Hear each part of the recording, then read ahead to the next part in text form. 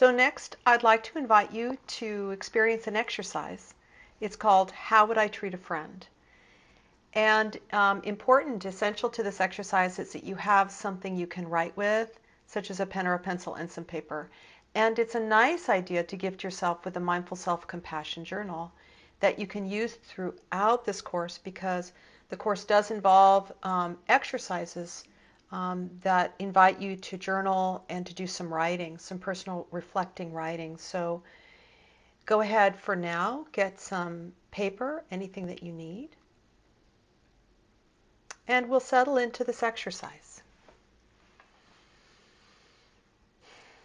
So, how would I treat a friend? And so what I'd like to do is invite you to reflect on the following question for a moment.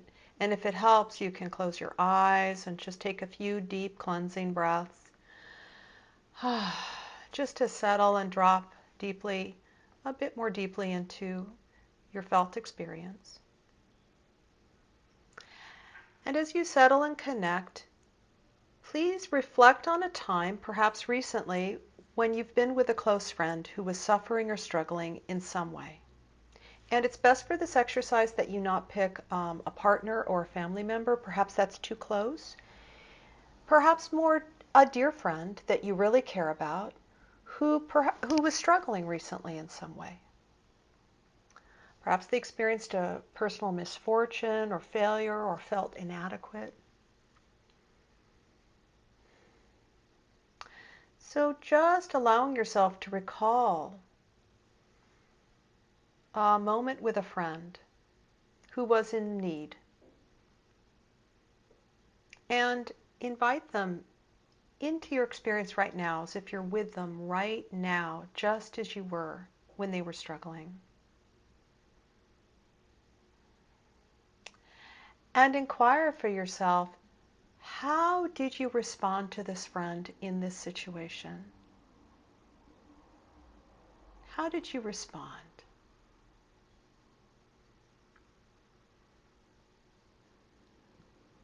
Did you use any words? What did you say?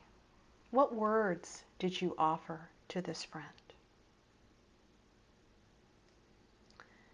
As you tune into the words, you can also tune into the tone. What was the quality of the tone of your voice as you spoke to this friend that you care about who was struggling? How did you speak to them? Also, what was your posture like? What were the nonverbal gestures, perhaps that can speak so much louder than any words? So tuning into all of these responses to this friend in this situation. What did you do? What did you say? What was the nonverbal language?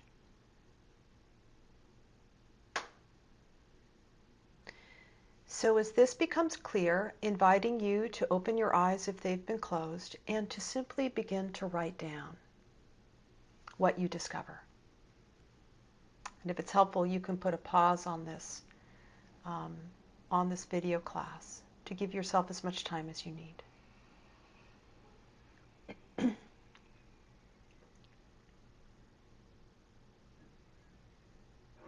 So once you've been able to really write down how you responded to this friend, what did you do? What did you say? How did you say it? What was the tone? And what was your body language? Were there any nonverbal gestures that you offered or simply just embodied in their presence?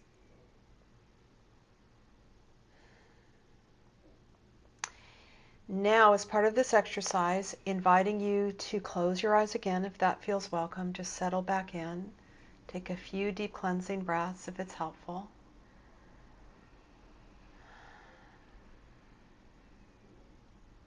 As you settle and connect again, I'd like for you now to consider a time when you were suffering in some way, perhaps recently.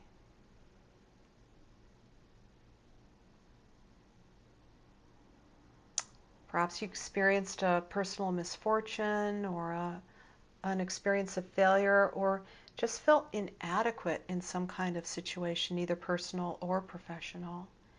So bring to mind a situation when you were suffering in some kind of way, perhaps recently.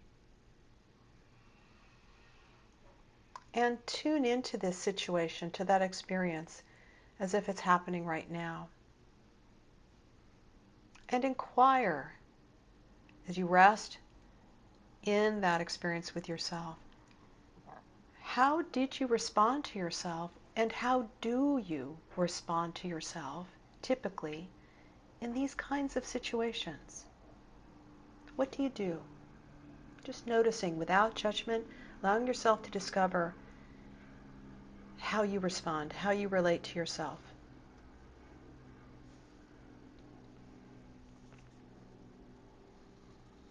What do you say to yourself? It's really interesting to tune into the words that you hear yourself saying to yourself in the situation of suffering like this. What words come to mind? Also, what is the tone? What's the tone? Is it harsh or is it warm? Tuning into that. And also noticing your body language, your own posture in this situation. What does your body do? What are the nonverbal gestures that you notice?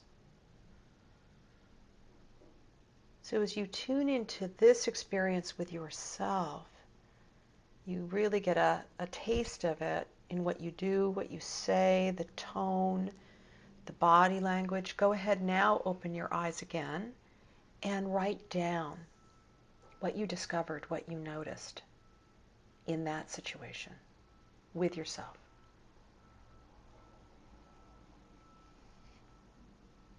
And once again, you can pause this video, this class, to give yourself as much time you need to write down what you discover.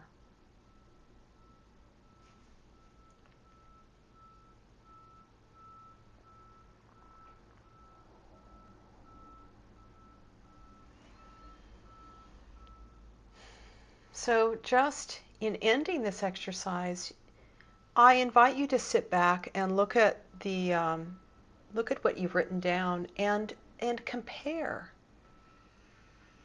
Is there a difference in how you typically respond to a friend in need to how you respond to yourself? Please take a moment, if you like, to write down any additional insights or thoughts when you look at the difference, if there is any.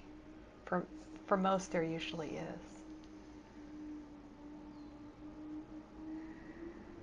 And if you do happen to discover that you are just so much nicer to a friend than to yourself when you're in need, you are not alone.